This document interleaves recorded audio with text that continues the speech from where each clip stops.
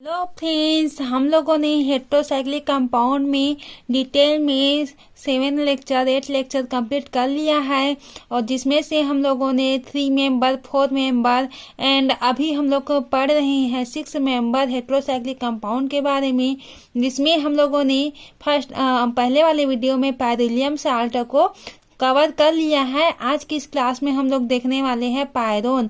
Pyrone भी एक 6 member heterocyclic होता है। जिस प्रकार पायरिलियम साल्ट होता था उसी प्रकार ये भी होता है। डिफरेंट आता है, उसको हम लोग फुल देखेंगे, पूरे फुली वीडियो में देखेंगे और इसके सिंथेसिस को भी देखेंगे।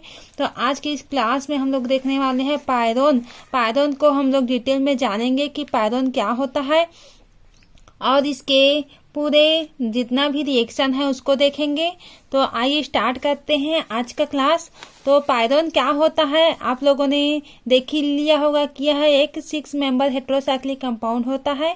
इसमें एक से अधिक हेट्रो एटम ओ प्रेजेंट होता है। हेट्रो एटम के रूप में क्या पाया जाता है? ऑक्सीजन पाया जाता है जिसमें ओ लगा होता है और इसमें मैक्सिमम 2 ऑक्सीजन एटम रिंग में प्रेजेंट होता है। तो आई होप इतना आप लोगों को क्लियरली समझ में आ गया होगा कि पायरोन क्या होता है। 6 मेंबर हेट्रोसाइक्लिक कंपाउंड होता है और ये एक से अधिक हेट्रो एटम प्रेजेंट होता है। तो यहाँ पर मैक्सिमम कम से कम यहाँ पर कितना हेट्रो एटम प्रेजेंट होना चाहिए? 2 और वो भी ऑक्सीजन एटम रिंग प्रेजेंट होना चाहिए। इसमें एक ऑक्सीजन डायरेक्ट रिंग से अटैच होता है तथा दूसरा oxygen atom S functional group से या कीटोन के रूप में अटैच होता है। तो इसके स्ट्रक्चर को हम लोग देखेंगे ताकि आपको क्लियरली समझ में आ सके। हम लोग देखते हैं यहाँ पर क्या होता है। 2 ऑक्सीजन यहाँ पर प्रेजेंट होता है, यहाँ पर भी 2 ऑक्सीजन प्रेजेंट होता है। तो ये क्या होता है? ये अल्फा पायरन होता है और ये गामा पायरन होता है। तो इस प्रकार से आप लोग इसे देख सकते हैं। तो इसमें 2 ऑक्सीजन यहाँ पर प्रेजेंट होता है, तो ये पायरन स्ट्रक्चर है। तो ये होता है क्यूमेरिन 2 पायरन होता है ये, और ये होता है क्रोमोन 4 पायरन होता है, क्योंकि यहाँ पर 1 2 3 4 में 4 पोजीशन में ऑक्सीजन ग्रुप प्रेजेंट है। इस कारण से ये 4 पायरन होता है। आई होप आप लोग को इतना क्लियरली समझ में आ गया होगा। इस प्रकार की स्ट्रक्चर को हम लोग क्या बोलते हैं? क्यूमेरिन बोलते हैं, जबकि इस प्रकार की स्ट्रक्चर को हम लोग क्या बोलते हैं? क्रोमोन बोलते हैं। आगे वाली क्लास में हम लोग क्यूमेरिन एंड क्रोमोन के बारे में भी डिटेल में पढ़ेंगे। ये मोस्ट आईएमपी टॉपिक है, तो इसको भी हम लोग पढ़ने वाले हैं। तो अब पायरन कब देखते हैं? पायरन के 2 आइसोमर होते हैं, जैसे कि यहाँ पर दिया गया है। अल्फा पायरन होता है और गामा पायरन होता है। आइसोमर यहाँ पर प्रेजेंट होता है, जिसका क्या होता है? मॉलिक्यूलर फार्मूला तो सेम होता है किंतु इसके स्ट्रक्चर डिफरेंट होता है। आप लोगों को यहाँ पर स्ट्रक्चर डिफरेंट दिख रहा होगा, लेकिन मॉलिक्यूलर फार्मूला सेम है। यहाँ पर भी 2 ऑक्सीजन है, यहाँ पर भी 2 ऑक्सीजन है। तो अल्फा पायरन क्यूमेरिन तथा गामा पायरन क्रोमोन में पाया जाता है। रेजोनेटिंग स्ट्रक्चर, इसके रेजोनेटिंग स्ट्रक्चर को देखेंगे तो ये किस प्रकार से होता है। इसका रेजोनेटिंग स्ट्रक्चर ये है। अल्फा पायरन को हम लोग लिखते हैं तो इसको रेजोनेटिंग स्ट्रक्चर करवाएंगे। ये रेजोनेंस का सिंबल होता है। तो यहाँ पर क्या होता है? यहाँ पर अगर रेजोनेटिंग करवाएंगे तो यहाँ पर का जो है, यहाँ पर का डबल बॉन्ड यहाँ पर ट्रांसफर हो जाता है इसमें। तो ये क्या हो जाता है? यहाँ पर ट्रांसफर हो जाता है और यहाँ पर का डबल बॉन्ड जैसा का तैसा रहता है। तो यहाँ पर आ गया डबल बॉन्ड ऑक्सीजन और यहाँ पर ये डबल बॉन्ड ऑक्सीजन। यहाँ पर फिर रेजोनेंस करवाएंगे इसको तो क्या होता है? यहाँ पर का एक बॉन्ड यहाँ पर शिफ्ट हो जाता है, तो ओ में क्या आ जाता है? नेगेटिव चार्ज आ जाता है। और यहाँ पर क्या होता है आप लोग देख सकते हैं, यहाँ पर ऑक्सीजन में नेगेटिव चार्ज आया। तो इस प्रकार से स्ट्रक्चर हम लोग को प्राप्त होता है। जबकि हम लोग ऑक्सीजन में यहाँ पर से जानते हैं कि इसमें क्या प्रेजेंट होता है? Lone pair of electron present होता है। Lone pair of electron present होने के कारण ये किस में शिफ्ट हो जाता है? यहाँ पर हो जाता है, शिफ्ट हो जाता है यहाँ पर। तो जो डबल बॉन्ड है वो हो जाता है यहाँ पर शिफ्ट हो जाता है, और यहाँ पर का डबल बॉन्ड किस में शिफ्ट होता है? इसमें। तो ये इस प्रकार से स्ट्रक्चर आ जाता है। ये डबल बॉन्ड और ये इस प्रकार से स्ट्रक्चर यहाँ पर आप लोग को देखने को मिलता है। तो ये होता है रेजोनेटिंग स्ट्रक्चर किसका? अल्फा पायरन का। जबकि बीटा पायरन का रेजोनेटिंग स्ट्रक्चर किस प्रकार से होता है, इसको हम लोग देखते हैं। बीटा पायरन नहीं, गामा पायरोन का देखेंगे, क्योंकि इसमें गामा पायरोन पाया जाता है। तो गामा पायरोन का हम लोग रेजोनेटिंग स्ट्रक्चर को देखते हैं तो ये इस प्रकार से होता है। रेजोनेटिंग स्ट्रक्चर देखते हैं तो यहाँ पर डबल बॉन्ड O और यहाँ पर O प्रेजेंट होता है, और इसका रेजोनेंस करवाएंगे यहाँ पर से तो क्या होता है, यहाँ पर से आप लोग देख सकते हैं। आप लोग मेरे साथ साथ नोट्स बनाते रहना फ्रेंड्स, ताकि आपको इजीली समझ में आ सके।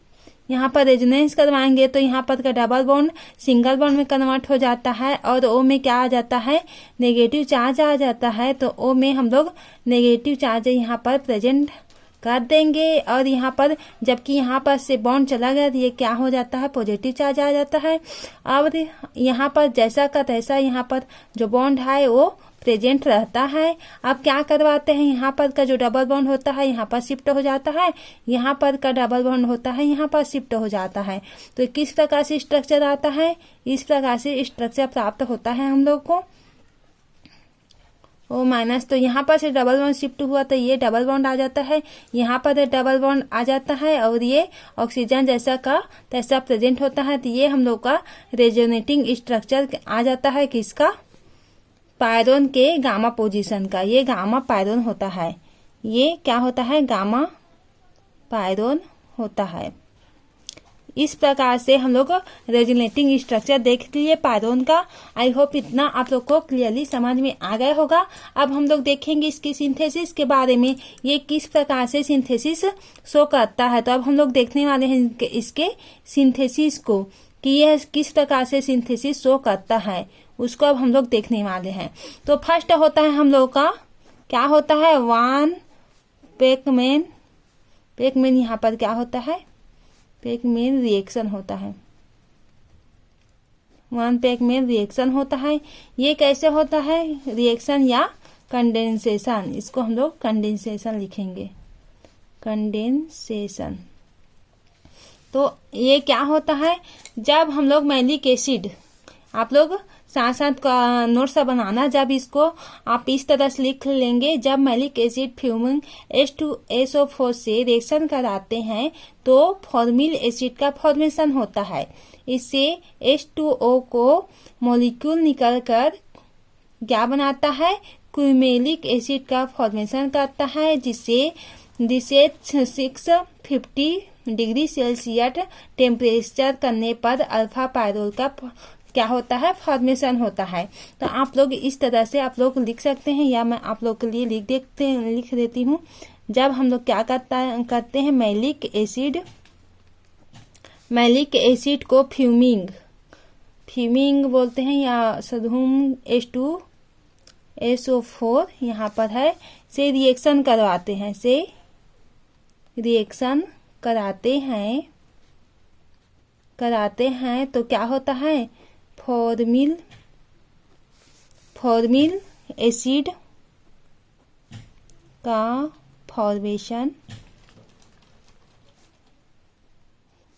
फॉर्मेशन होता है। इससे H2O के क्या कहते हैं, H2O के यहाँ पर 2 मॉलिक्यूल को बाहर निकालेंगे। इस H2O के 2 मॉलिक्यूल निकल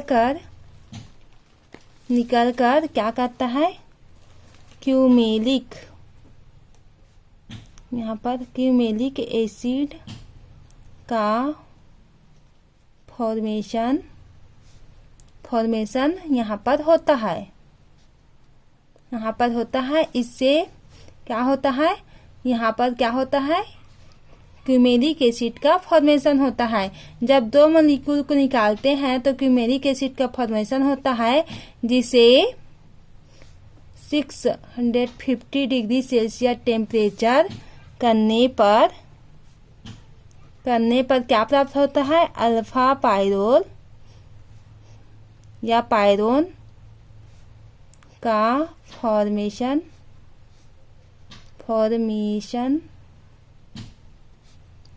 होता है।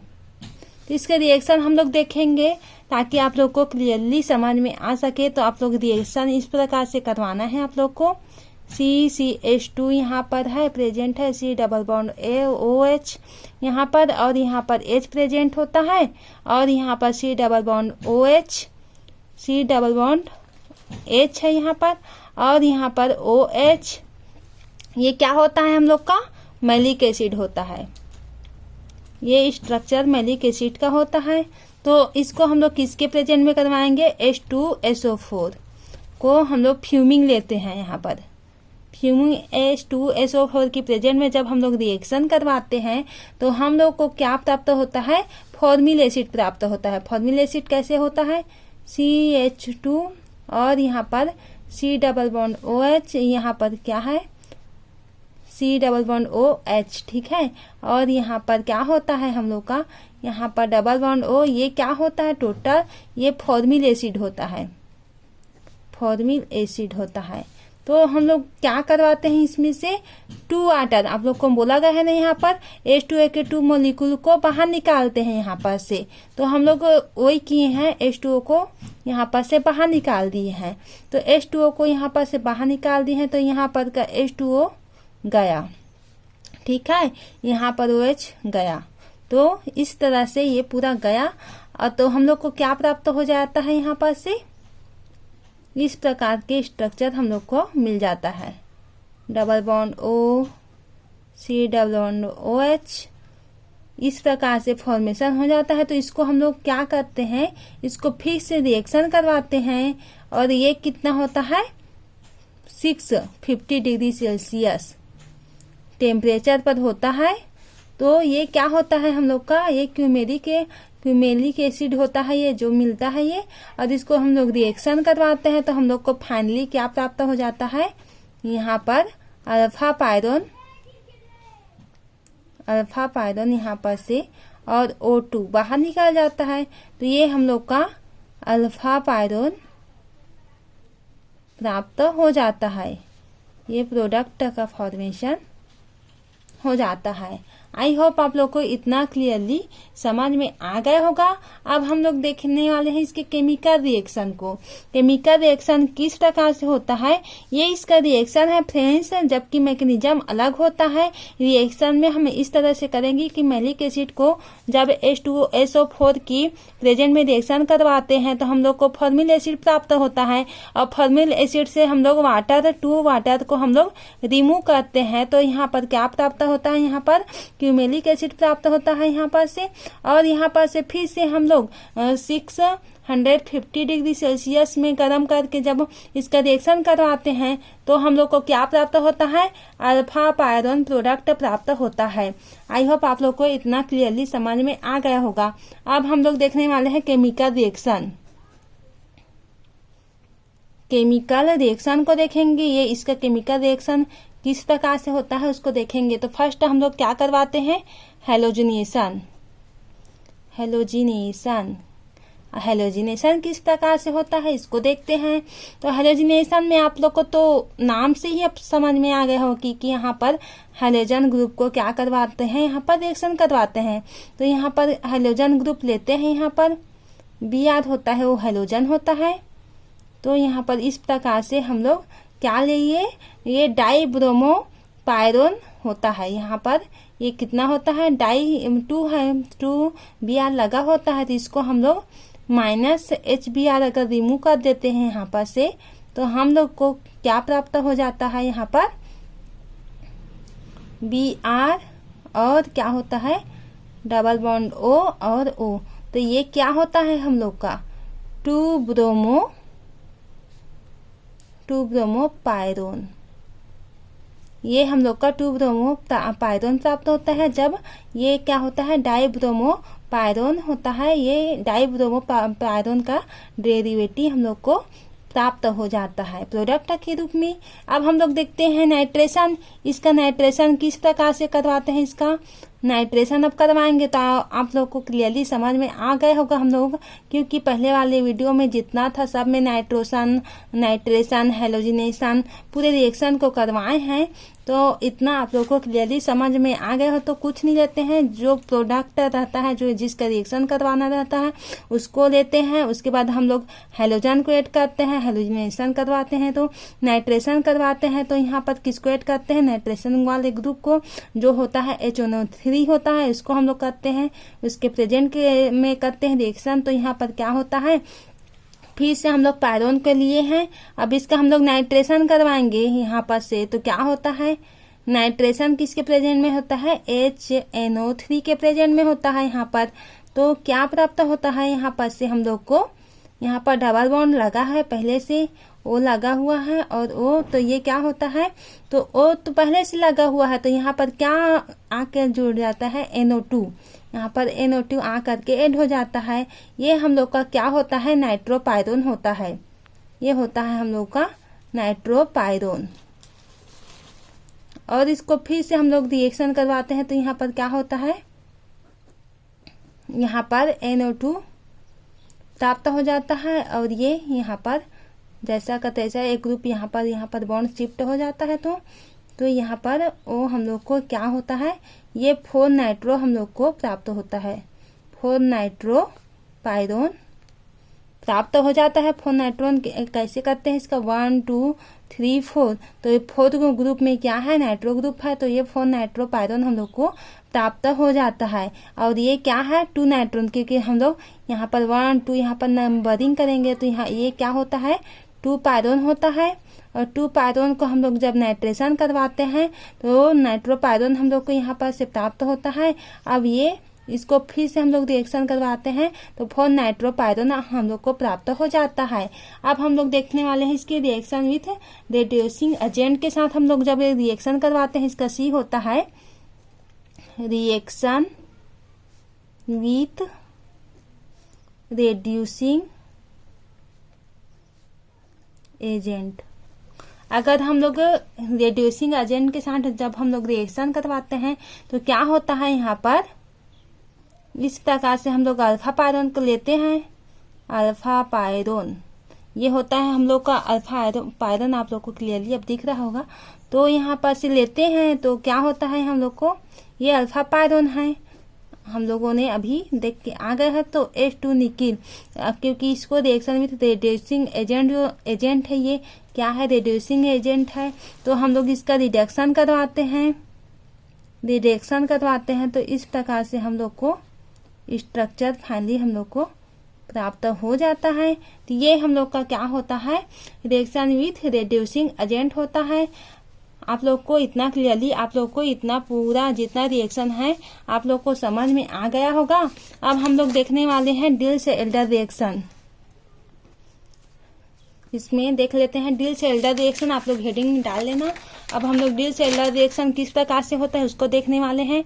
Deals Elder reaction alpha pyrone ये लगा हुआ है बेंजीन रिंग में, तो डिल्स एल्डर रिएक्शन करवाते हैं यहाँ पर से। तो क्या होता है, डी होता है डिल्स एल्डर रिएक्शन, उसी को हम लोग करवा रहे हैं। अल्फा पायरोन यहाँ पर प्रेजेंट होता है, अल्फा पायरोन अगर प्रेजेंट होता है तो यहाँ पर क्या होता है, ये एसिटिलीन होता है, जहाँ पर कार्बन के साथ यहाँ पर ट्रिपल बॉन्ड यहाँ पर जुड़ा हुआ है। कार्बन में SiCH3 ट्रिपल है, यहाँ पर 3CH3 ग्रुप है।